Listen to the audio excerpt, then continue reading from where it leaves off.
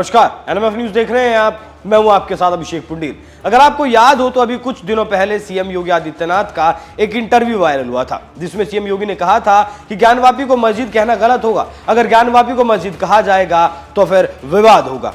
ज्ञानवापी का जो मामला है उसकी सुनवाई जिला अदालत से लेकर हाई कोर्ट और सुप्रीम कोर्ट तक में चल रही थी, लेकिन हर अदालत से मुस्लिम पक्ष को झटका लग रहा है। दरअसल ज्ञानवापी को लेकर निचली अदालत में ज्ञानवापी की सुनवाई चल रही थी, लेकिन इस सुनवाई के खिलाफ मुस्लिम पक्ष ने सुप्रीम कोर्ट में याचिका दाखिल कर दी कि यह मामला सुनवाई के लायक नहीं है। तो पहले तो मुस्लिम पक्ष को सुप्रीम कोर्ट से झटका लगा, फिर उसके बाद मामला हाईकोर्ट पहुंचा, लेकिन अब हाईकोर्ट ने भी मुस्लिम पक्ष की जो याचिकाएं हैं उन्हें खारिज कर दिया है। मुस्लिम पक्ष ने इस पूरे केस को खारिज करने की मांग की थी, जिसमें हिंदू पक्ष ने दावा किया था कि मंदिर को तोड़कर मस्जिद बनाई गई है, पूजा का अधिकार मिलना चाहिए और स्वरूप को अब मस्जिद से बदलकर मंदिर कर देना चाहिए। इन याचिकाओं पर निचली अदालत में सुनवाई चल रही है और हाईकोर्ट के आदेश के बाद इन पहलुओं पर सुनवाई अब जारी रहेगी। हालांकि इन पहलुओं पर तो सुनवाई चल ही रही है, लेकिन हाईकोर्ट के फैसले का सबसे अहम बिंदु जो है उस पर गौर करना ज्यादा जरूरी है, क्योंकि वो ये है कि हाईकोर्ट के जज रोहित रंजन अग्रवाल की बेंच ने कहा है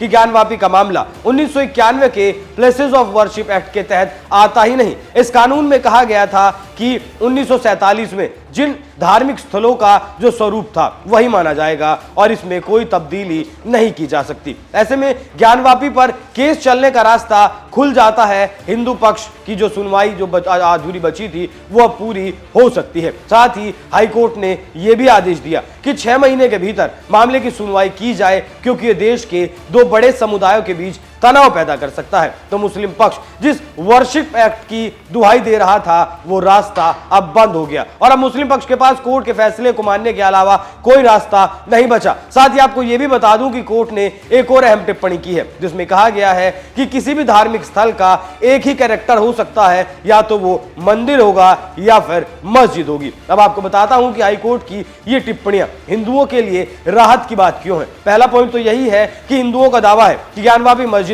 मंदिर को तोड़कर बनाई गई है, और दूसरा हिंदुओं के पक्ष में जो है वो है एएसआई का सर्वे, जिसमें 250 अवशेष मिले हैं, खंडित मूर्तियां मिली हैं, हिंदू चिन्ह मिले हैं और हिंदुओं की आकृतियां मिली हैं। उसके बाद आइए कोर्ट कमिश्नर के सर्वे पर, जिसमें और भी ज्यादा सबूत मिले हैं। कोर्ट कमिश्नर के सर्वे में मूर्तियों के अवशेष मिले हैं, टूटे हुए खंभों के अवशेष मिले हैं, स्वास्तिक कलश जैसी आकृतियां मिली हैं, खंभों पर घंटी, कलश, फूल जैसी आकृतियां उकेरी हुई मिली हैं। तो सर्वे में जो कुछ भी मिला है वो हिंदू पक्ष के लिए ज्ञानवापी को मंदिर साबित करने के लिए काफी है। और दूसरी तरफ कोर्ट से लगातार मुस्लिम पक्ष को झटके लग रहे हैं। अब देखना यह होगा कि अगले 6 महीनों में जो सुनवाई होती है उसके बाद निचली अदालत का क्या फैसला आता है, क्योंकि हाईकोर्ट से भी जो है मुस्लिम पक्ष को झटके लग चुके हैं। हाईकोर्ट में भी उनकी याचिकाएं खारिज कर दी गई हैं, सुप्रीम कोर्ट ने भी मुस्लिम पक्ष की याचिकाएं खारिज कर दी है और अब सिर्फ रास्ता बचता है निचली अदालत का, जिसकी सुनवाई 6 महीने में पूरी हो जाएगी और